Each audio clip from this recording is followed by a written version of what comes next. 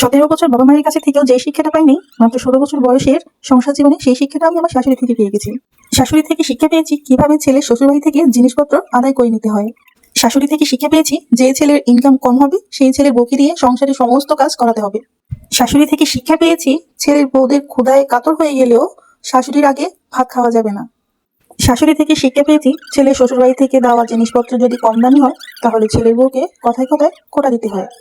শাশুড়ি থেকে শিক্ষা পেয়েছি শ্বশুর শাশুড়ির হাজার অন্যায়ও ছেলের বউদের মাথা পেতে নিতে হয়। শাশুড়ি থেকে শিক্ষা পেয়েছি মাছের বড় পিসগুলো সবসময় শ্বশুরবাড়ির মানুষকে দিতে হয় আর ছোট ছোট পিসগুলো ছেলের বউরা খেতে হয়।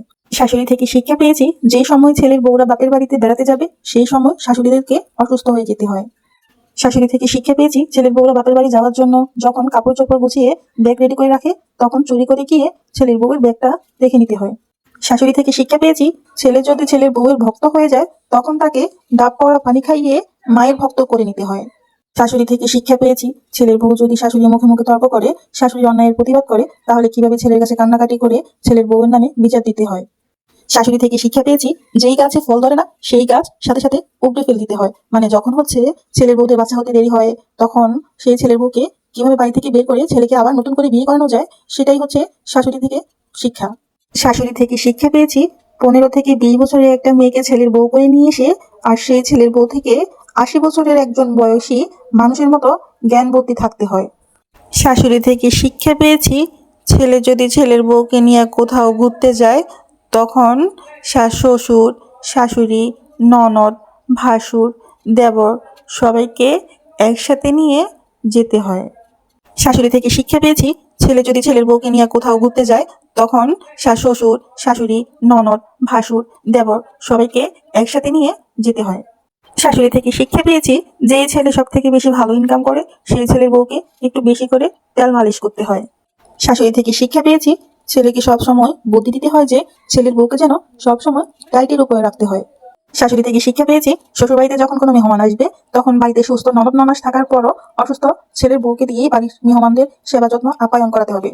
শাশুড়ির কাছ থেকে শিক্ষা পেয়েছি বাড়ির ননদ ননাসরা যখন অসুস্থ হবে তখন তাদেরকে ডাক্তারের কাছে নিয়ে যেতে হবে আর বাড়ির বউরা যখন অসুস্থ হবে তখন তাকে ঢং করতেছে বলতে হবে। শাশুড়ির কাছ থেকে শিক্ষা পেয়েছি ছেলের বউরা কোনো অন্যায় করতে পারবে না, কিন্তু ছেলে যদি মদ খেয়ে বাড়িতে এসে ছেলের বউকে পিটায় তাও ছেলের বউ স্বামীর মন রক্ষা করে চলতে হবে। শাশুড়ির থেকে শিক্ষা পেয়েছি ছেলের বউয়ের বাচ্চা কাচ্চা হওয়ার পর বাচ্চার নানির বাড়ি থেকে স্বর্ণের জিনিস দিতেই হবে, আর যদি না দেয় তাহলে কথায় কথায় ছেলের বউকে খোঁটা দিতে হয়। শাশুড়ি থেকে শিক্ষা পেয়েছি বাড়ির বড় বউ হলে গাদা হয়ে থাকতে হয়। শাশুড়ি থেকে শিক্ষা পেয়েছি ছেলের বউরা বছরে কয়টা জামা পরে তার হিসাব রাখতে হয়। শাশুড়ি থেকে শিক্ষা পেয়েছি ছেলের বউয়ের বাপের বাড়ি থেকে জিনিসপত্র কম পাঠালে আত্মীয় স্বজন সবার সামনে ছেলের বউকে ছোট করে কথা বলতে হয়। শাশুড়ি থেকে শিক্ষা পেয়েছি ছেলের ইনকাম যদি কমে যায় তাহলে ছেলের বউ অলক্ষণে হয়। শাশুড়ি থেকে শিখেছি পাশের বাড়ির ছেলের বউটা যদি সুন্দরী হয় তাহলে নিজের ছেলের বউকে অপমান করে কথা বলতে হয়। শাশুড়ি থেকে শিখেছি শ্বশুর শাশুড়ি অন্যায় করার পরও ছেলের বউদেরকে মাপ চাইতে হয়।